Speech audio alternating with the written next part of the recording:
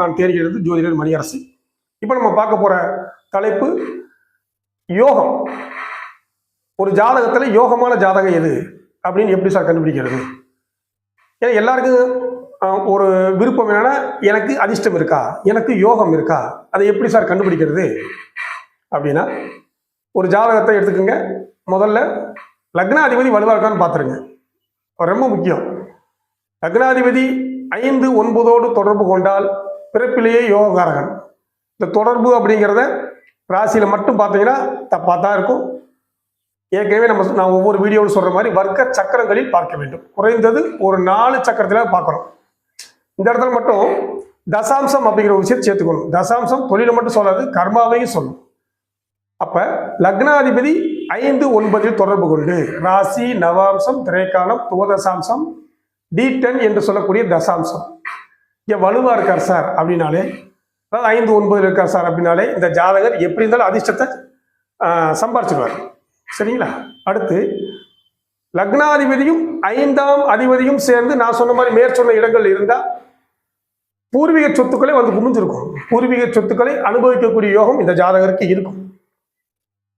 பூர்வீக சொத்துக்களை வச்சு ஜாலியாக இருக்கக்கூடியவங்களை இந்த ஜாதகர் இருப்பாங்க. ஒரு உதாரணமாக சொல்லணும்னா, ஒரு மகர லக்னம், இந்த சனி சுக்கிரன் சேர்ந்து 5ஆம் இடத்துல இருப்பது, ரிஷபத்தில் இருக்கிறது. சுக்கிரன் ஆட்சி, சனிக்கு நட்பு வீடு. இங்கே பூர்வீக சொத்துக்களை இந்த ஜாதகர் அனுபவித்துக் கொண்டிருப்பார். இவங்களாம் ஜாதகம் பார்க்கணும் அவசியமான ஜாதகம் பார்க்க வரமாட்டாங்க. இந்த 5, 9 வலுவா இருந்தது பாருங்க. 5ம் 9ம் வலுவா எந்த ஜாதகம் இருக்காது. ஒன்று 5 நல்லா இருக்கும், இது 9 நல்லா இருக்கும். 5, 9 சேர்ந்து நல்லா இருக்காது. 5 நல்லா இருந்தாலே ஜாதகம் பார்க்க வரமாட்டாங்க.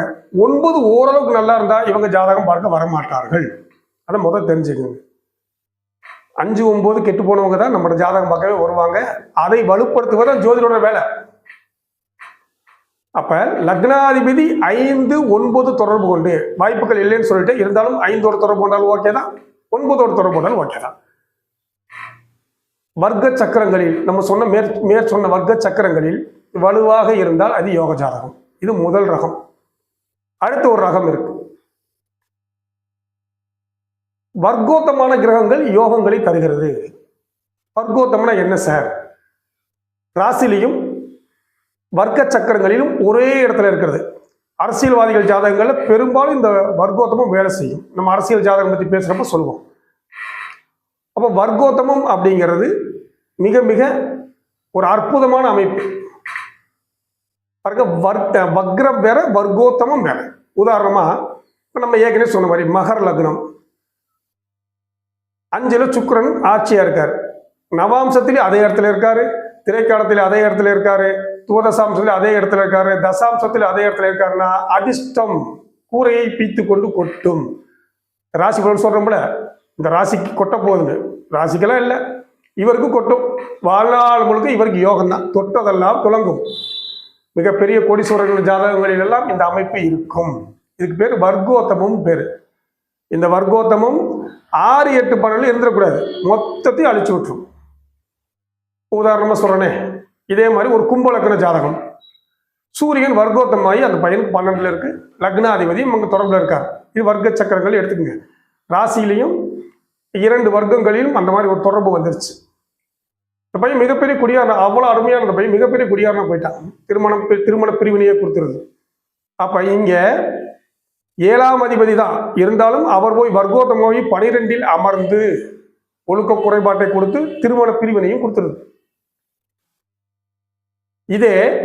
அதே கும்பலக்கணத்துக்கு இந்த 4ஆம் அதிபதி சுக்கிரன் வர்க்கோத்தமாக இருந்தா தாயின் சொத்துக்கள் கிடைக்கும், தாயார் சூப்பரா இருப்பாங்க, தாய் வழி சொந்த பந்தங்களும் அற்புதமா இருக்கும் அப்படிங்கிறது தெரிஞ்சுக்கணும். அப்ப யோகம் அப்படின்னு எடுத்துட்டீங்கனாலே முதல்ல நீங்க பார்க்க வேண்டியது லக்னாதிபதி 5, 9 தொடர்புல இருக்கா சார். இருந்தா அவர் என்னைக்குன்னா ஜெயிச்சு வந்துடுவார். தசாபுத்தியோட தான் வரணும், அவ்வளவுதான். உதாரணமா நான் சொன்ன மாதிரியே சுக்கிரன் வர்க்கோத்தமா இருக்கு, ஆனா சுக்கிர திசை வந்தா தான் அது யோகம். வரலேன்னு வைங்க, அந்த புத்திகள்ல யோகத்தை கொடுக்கும். இருந்தாலும் சுக்கிர திசை வந்ததுன்னா மிதமிஞ்சிய ராஜ யோகத்தை கொடுக்கும். இந்த பிச்சைக்காரனை கொண்டு போய் கோடீஸ்வரனாக்கும் சொல்லக்கூடிய யோகம்லாம் இதுதான். சரிங்களா? ஏன்னா ஏற்கனவே சுக்கிரன் அப்படின்னாலே மிதமிஞ்சிய யோகத்துக்கு காரகன். இந்த ராகுலாம் சேர்ந்துருச்சுன்னு வைங்க, அவர் தொடுறதெல்லாம் தங்கம். அவர் தொட்டதெல்லாம் துலங்கும், எல்லாமே அதிர்ஷ்டம் தான். அப்போ அதிர்ஷ்டம் அல்லது யோகம்னு பார்க்கணும்னா லக்னாதிபதி 5-9 தொடர்பு, 5-9க்குரியவர்கள் வர்க்கோத்தமமாகி வர்க்க சக்கரங்களில் இதே மாதிரி 5-9 4 7 10 11 இந்த மாதிரி இடங்கள் இருக்குது. 6 8 12 மட்டும் போகக்கூடாது. நன்றி, வணக்கம்.